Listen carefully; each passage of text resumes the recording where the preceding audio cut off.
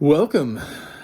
If you're like me, you likely woke up this morning to find out, or you knew in advance, like I did, that today was the magical day of Disney Plus, where we got to live vicariously through the drops of not just the final episode of Obi-Wan, a new episode of Miss Marvel, but today was the day Doctor Strange and the Multiverse of Madness hit Disney Plus. It's there.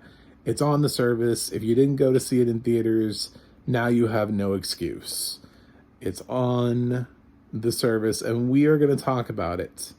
I'm Mac from MacTheMovieGuy.com. I'm a blind film critic, and I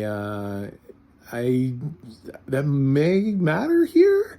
I mean, I can't tell you exactly how scary everything is, and I know Sam Raimi's style. And he likes to do some stuff, and I respect that. And I got some descriptions from Jedediah Barton, who's amazing. But man, there was a lot to describe in this thing. We'll get around to that. But first, let's talk a little bit about the movie, and I'm going to try to actually avoid as many spoilers as possible, but I don't know. I might end up spoiling something. It depends on how much you've been, closing your ears for the last month and a half that it's been in theaters and trying to pretend like the world has not seen this movie. Like millions of people haven't already seen this. What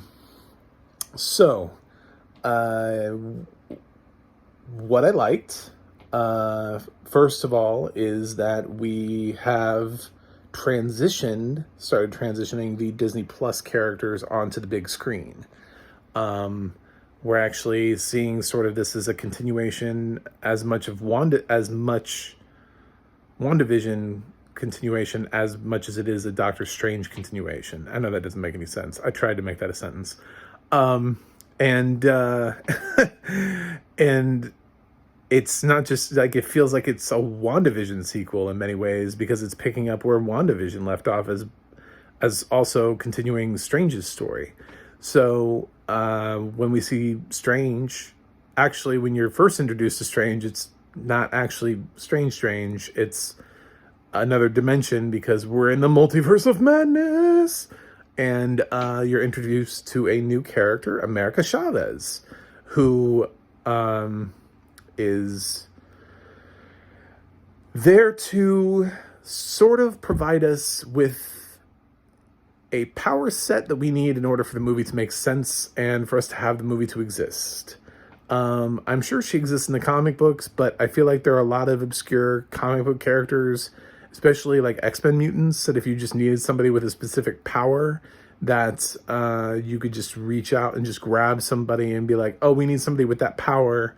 Welcome to the MCU, because we needed your ability, so we've worked you into the story. Bishop was always making technology, so if they just needed somebody to be like the new Iron Man, they could just put Bishop in from the X-Men, and he could be over there, cranking out technology. And people would be like, oh, cool, Bishop's in this. Wouldn't necessarily make sense, but they'd be like, whatever. He's a Marvel character, and he's in this. And fans would just forgive the nonsensical introduction simply because it's Bishop. I don't know if America Chavez is necessarily tied to Doctor Strange, or how much, but she's obviously newer, because I have no idea who she is going into this. And I know who Miss Marvel is. So, and I know Miles Morales, and I know Amadeus Cho, so my knowledge of comic books is, at least up until a certain point, I knew who Ironheart was. America Chavez is the first legitimate character to be introduced into the Marvel Cinematic Universe where I'm like, I don't know what this is. I don't know where she came from. Congratulations. I got nothing to offer you. I have no idea how truthful to the comic book she is. I don't know when she was introduced. I don't know how many years she's been around. Nothing. Got nothing on her. Maybe she was in a comic book from back in the day, and she just didn't make a huge impact on me. I don't know. But she's here, and she's got a power where she can jump through the different multiverses. That's what makes her special for this film. It allows us to be able to travel through the multiverse of madness. But back in ours, 616, as we like to call it, Strange is attending Christine's wedding.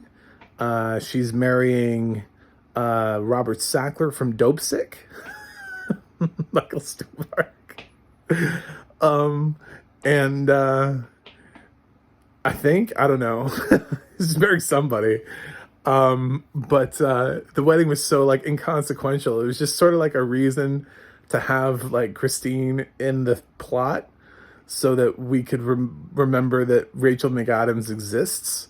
But like, and they could talk like Stephen and Christine, and they talk a little bit, but almost immediately this rift happens and America shows up and she accidentally brought some weird ass creature with her. And Steven and gets in there and fights it, and he learns a little bit about America, learns what's going on, about the multiverses, and he makes a stupid decision to try to go get help from Wanda, thinking that, she'll help him, but oh no. Wanda is not helping. Wanda's actually the villain of the film, which is, I guess, a spoiler if you didn't know that at all, except Wanda is never really a good guy in this film. So she's revealed pretty quickly when Steven goes to her as being the threat. He kind of buys into this fake reality, sort of like that she set up for herself, sort of like she had one in WandaVision. This one's different, but it's kind of more depressing, so he thinks it's a reality, and that's when he divulges this information to her, and then she's like, well, actually, it's been me, and I'm gonna go steal that girl's powers. And Steven's like, oh crap, bad move, wrong move, gotta go get America. So that's kind of what the movie is Steven and America running together with some decent amount of help from Wong, who is doing some a lot more, I feel like, in this film than he's done in some previous films anyway, in terms of magic and fighting. He seems more badass, but I mean, nothing touches Wanda. I mean, she's so incredibly, when she gets like her full powers and she's willing to like let it rip. I mean, I remember the storyline in the comic books where Wanda just depowered like most of the mutants. She just had that ability. Just like overnight, she just depowered like all of these mutants, just with her mind. I mean, the whole thing with her kids, that's real. She actually created them with her mind. She never gave birth to them in the comic book. She just created them, willed them into existence. So she's so powerful. She's far more powerful than anybody else currently in the MCU. So to see her going through this and really being able to let her powers go in a way that we haven't really seen yet, because Sam Raimi was looking for a way to blend horror into the Marvel Cinematic Universe, that was so fun. There's a jump scare in here that legit got me.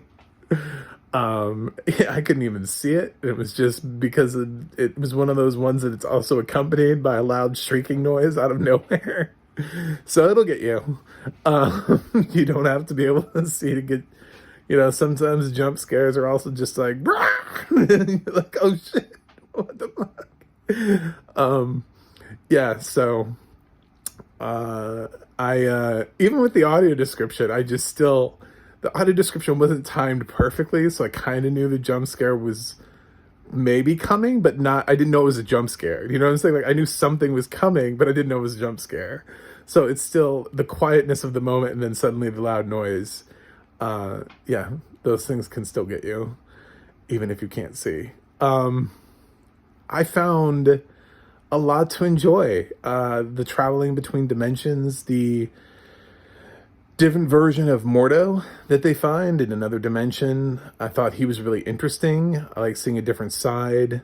I know there were a lot of people who were griping because they felt like the sequel should have been handed based on where the first film left off. It kind of was leaning into Mordo being the villain for the sequel in Steven's own universe, but that didn't really happen. And so we get like a Mordo in another universe.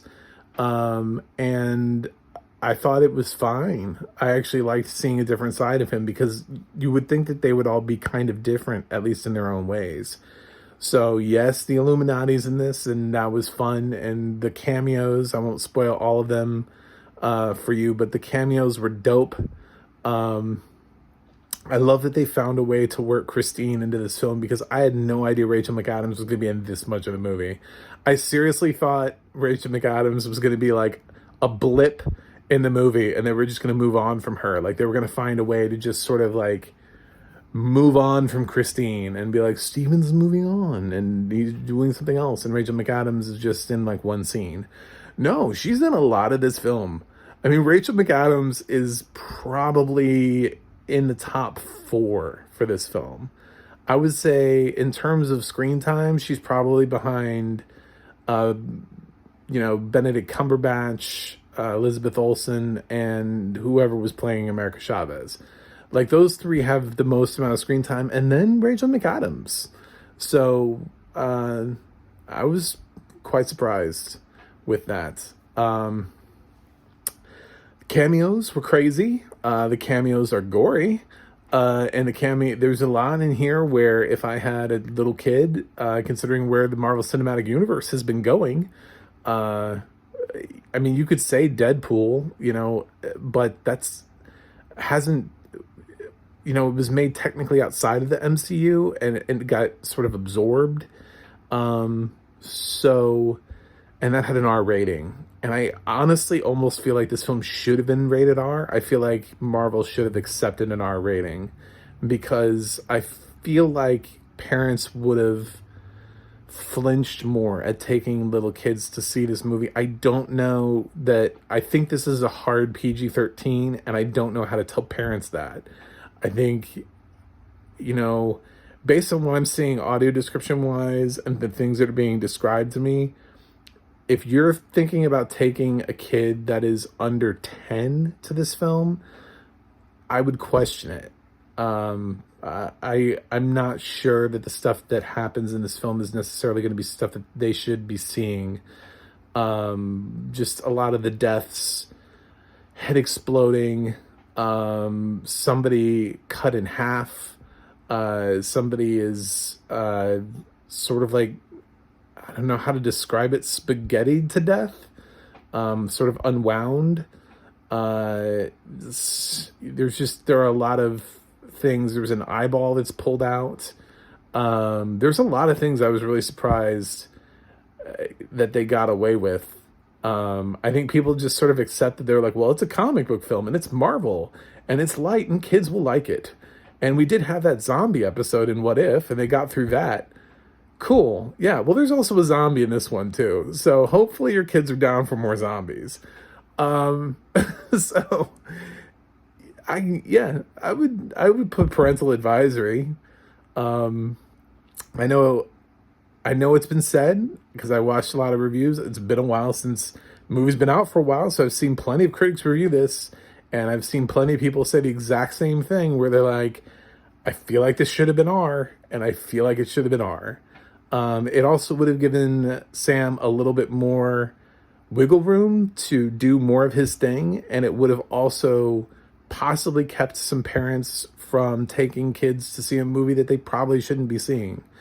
It's a hard PG-13, but there are a lot of, we seem to give movies PG-13 ratings that are violent,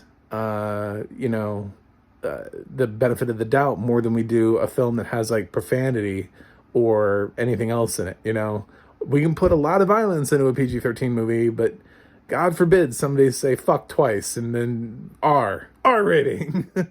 we can't have our children see that. So, I don't know.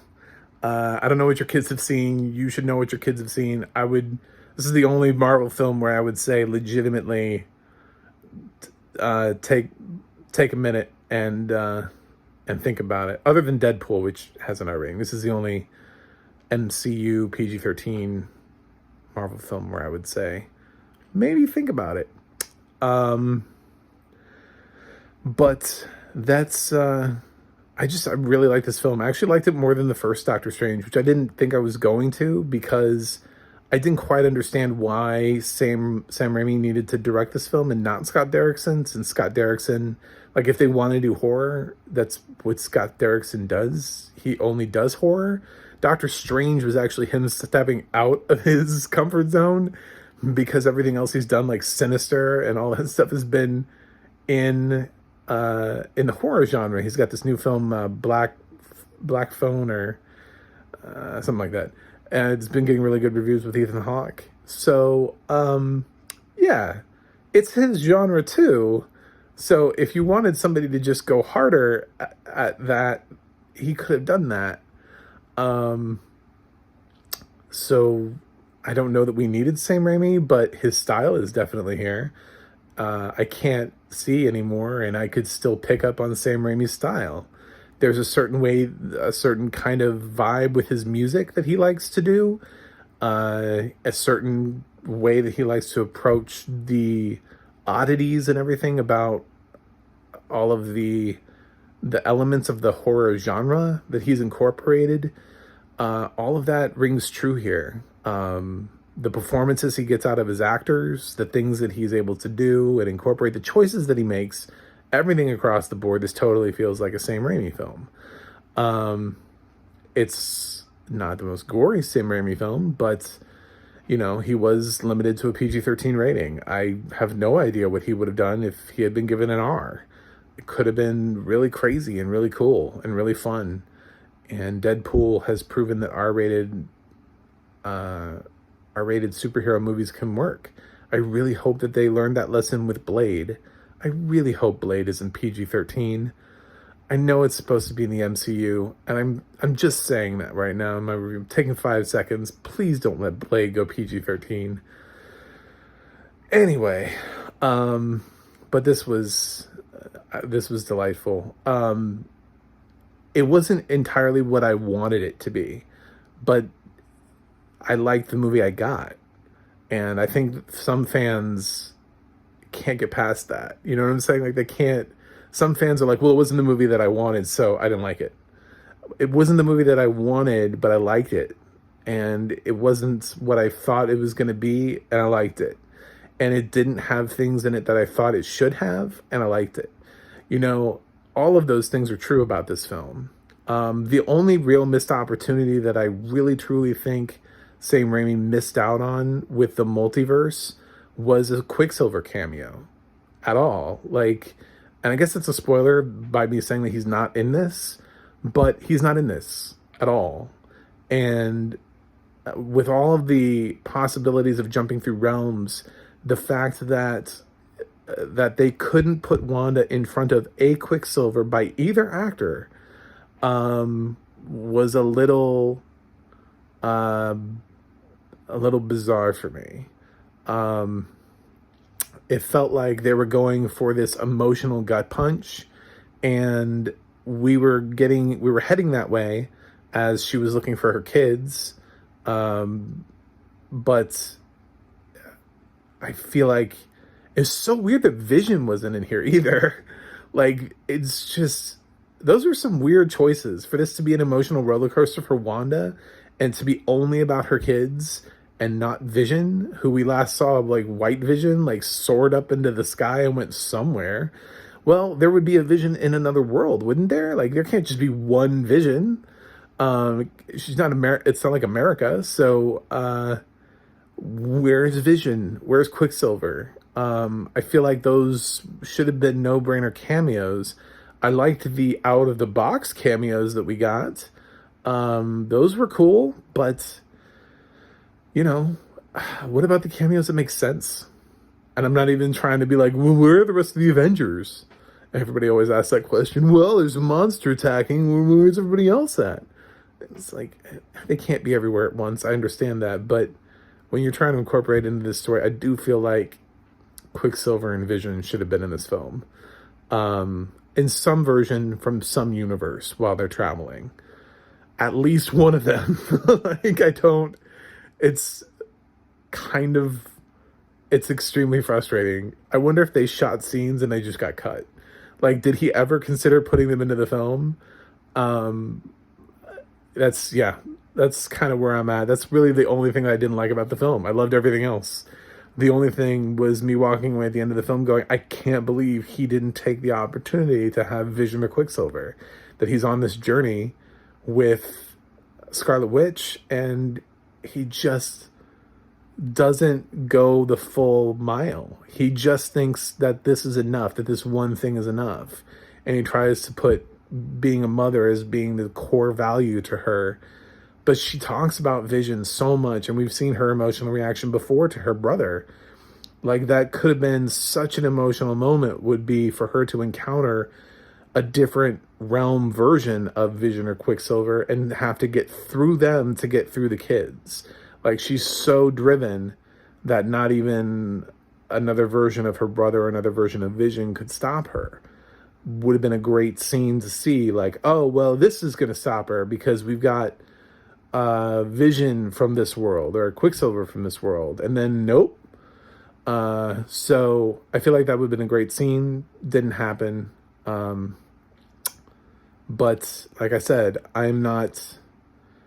That's just my little complaining thought. It doesn't ruin the film for me. I liked the film that I got. I just would have made a different choice than Sam Raimi. I also would have made a different choice than Disney and let Sam Raimi go for the R. Especially after seeing what he did release. I think it would have been safer. But that's that. The audio description, Jedediah Barton. This for me was a mixed bag. I love Jedediah Barton's narration, and the thing is that this film is so fucking complicated visually that you pretty much get nothing but narration. And this is one of those very few times where the narration is actually running on top of, I'm not gonna call it dialogue, I'm gonna call it shouting. You know, like when people are like, hey, you know, like, no, just like random sort of like shouts of things. There was audio description running on top of shouts, and screams and you know, like that kind of stuff. Because there was so much audio description, because there was so much visual stuff that they were trying to cram in. So I appreciate the audio description, but at the same time, it was balanced in such a way where it became really hard to hear the actual soundtrack to the film. And then I'm trying to also follow the battle sequence and the audio track while listening to the audio description track. So I could have used better mixing. I guess I could say better mixing / balancing, which is not usually something I say coming out of Deluxe or coming out of Jedediah Barton narration. But if they had just sat back and sort of rewatched and understood sort of what was going on, I feel like if they had balanced a little bit more or leveled more based on the scenes and what's going on, and because sometimes the sound drops out so much that all you're getting is narration. All you're getting is audio description. That's it. And you get sort of this like faint in the background movie soundtrack, and that's it. So, God, this is like the longest review I think I've ever done. I could talk about Marvel for like an hour if I wanted to. But that's it. I'm cutting myself off. I have no idea how long I've been doing this review for. That's it. I love this film. I think it's better than the first one. I think they probably could have also gotten a better sequel out of Scott Derrickson. So this is not a knock on him. They just needed to let Scott Derrickson do Scott Derrickson. It would have been a different film, but it could have also been scary. Just exactly what they wanted and got from Sam Raimi. So, yeah. I'm going to give Doctor Strange and the Multiverse of Madness an A. This is what I needed from the Marvel Cinematic Universe after having sat through Eternals and Black Widow, And I didn't love Shang-Chi, but I was underwhelmed by it a little bit. It didn't like break through into the top tier. But Doctor Strange, for me, could be in like the top tier for me. Spider-Man No Way Home was great. So I feel like this makes up a little bit from having to sit through Black Widow and Eternals. So I'm really looking forward to Thor Love and Thunder. Can't wait to see that. Let me know what you think in the comments. Like I said, I know I'm missing stuff because I could talk about Marvel all day, but nobody would watch that. Like and subscribe if you've made it this far into the video. MacTheMovieGuy.com is my website, the Audio Description Project, and the Adna.org. I always give those a shout out. So that's it for the Multiverse of Madness. It's currently on Disney Plus. Go out and see it. Click on it. It was a really, really great movie. I really liked it. So even with the shortcomings, even with the disagreements that I had, those are just because of my expectations of what I thought I was going to get. But the movie I got was still great. So thank you to Marvel and Sam Raimi. And that's it.